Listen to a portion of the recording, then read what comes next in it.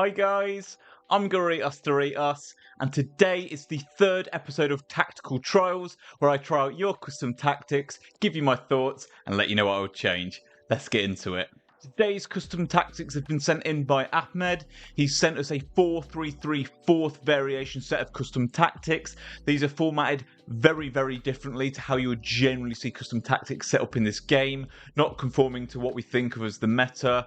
A completely different approach for sure. Let me show you the tactics. As always with these videos, I'll fire through these because they're not my own. There's not much to talk you through. It's just a case of showing them and then trying them out. So, defensive style balance, defensive width 50, which is a little higher than I would normally go. So I'll be interested to see how that plays. Depth 60, which is a good spot to manually press. Build-up plays on slow build-up. So we're definitely going to be picking our passes, taking our time, waiting for the openings with this formation. Chance creation is balanced, not direct passing. So we're not going to be pinning the opponent back. It's probably going to be a case of picking the passes, trying to find space in behind. Offensive width, straight down the middle, 50. Players in the box, 5. There are quite a lot of balanced instructions in this, which we'll get to in a second. So I think 5 is probably quite a good spot for these tactics. Corners and free kicks, he has them on 2. I'm personally just going to put these on 1 because that's just my preference. Player instructions, not too much to go through here. So your whole front 3 is completely balanced. Your centre attacking midfielder is on get into the box for cross. Your 2 centre midfielders are both just going to be on cover centre. Your right back and your left back are going to be on balanced and conservative interceptions. Now, this is not an instruction I've ever used, and I can't even tell you exactly what it does. I'm assuming, essentially, when you're not controlling a player, the AI won't really cut passing lanes or try and intercept the ball.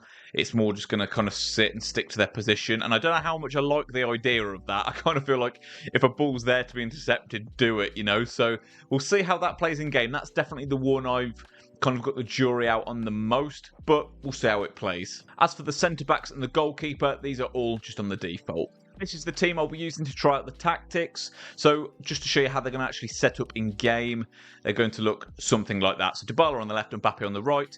Abraham and Musiala as the central men. Socrates and Goretzka as the holding mids. And the back line as it looks with Kobel in goal. Let's get into some gameplay and see how these play. Into the first game we go. So this guy's got an exceptional red centre-back pairing, that new Vitinha card. Solid team. Let's see how these 4-3-3 fourth variation tactics play. If the players appear. What is that? There they are. Okay, we won the ball back here. Let's see how this works on the attack then. I feel like this is going to be so different to what I'm used to. It's definitely going to be very offensive though, because your wing backs being on balance, you're always going to get numbers up. I mean, yeah, look at this. We've got lots of bodies up. Just got to pick our passes because we will be vulnerable on the counter if we lose the ball.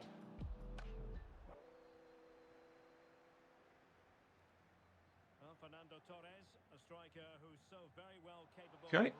Even though this is on slow build-up, it does feel like there is a potential to play direct if you want to. We've stole it here. That's 60 depth coming into play, I would say there.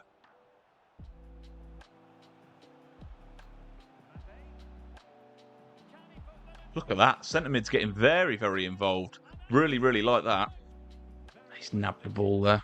This guy's booted out. I think he's had enough. Dominating the game with these, it really does feel like you get a lot of numbers up. There's always a passing option. It's definitely the ability to win the ball high up the pitch as well. Let's get into another game. I don't think I want to change anything yet. Okay, we're going to try it in champs. I'm currently 8-0, I think, in qualifiers. And to be honest, I'm not too bothered to lose a game. So I thought it would give the tactics a good test here at a higher elo and see how we do. It's a lovely player like that is. That's a good rush by his goalie.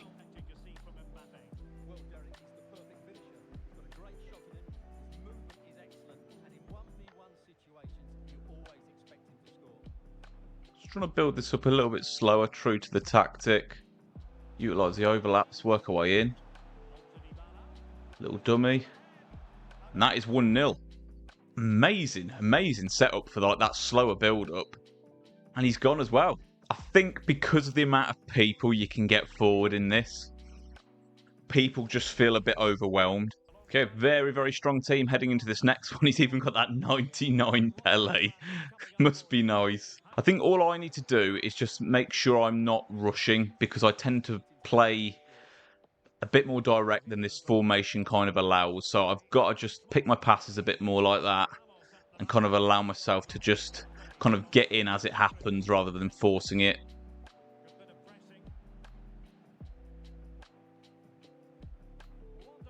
It's a good ball. Cut it back.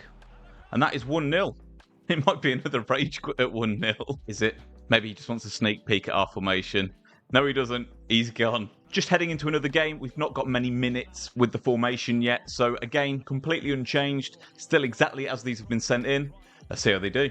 See how high his defensive line is. See, with direct passing, he would be pinned in a lot deeper than that. So that is the one obstacle, is that the team's defense is generally going to be closer to you. So it's a bit of give and take whether you like having a bit of space in behind or whether you do like to pin them back. I'm used to them being pinned back, so for me this feels a little bit uncomfortable, but it's just a case of getting used to it.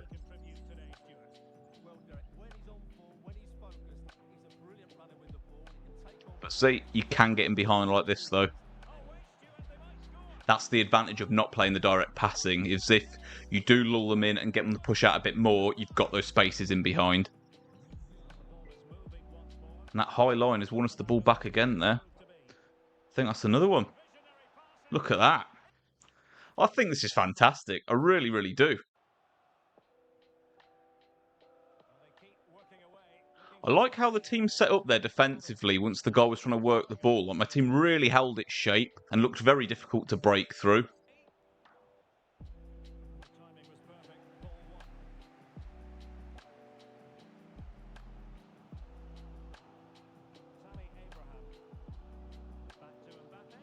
Okay. Bang. There we go. Broken the deadlock. Formation's feeling awesome. This guy's a bit of a jammy defender, you know. He does just keep getting the ball back. I think we might actually get another chance here before the half closes, though. Can we do it? Bang. There it is. Gosh, I think the opposition will be tapping their watch a bit there, like, come on, where was the whistle? But hey, I'm taking it. 2-0 at half time. Again, just formation feeling really fluid. Oh, good tackle.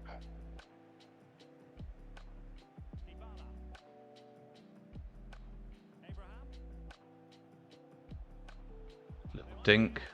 Bang. That's 3, and that is clinical. Everybody wave. He's out of here. Let's go.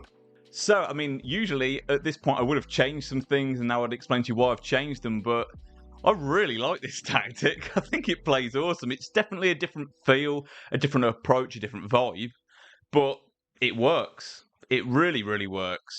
It just feels like your players just occupy spaces on the attack that they don't ordinarily take up, and because you're not pinning the opponent back with the direct passing, there are more spaces in behind to exploit.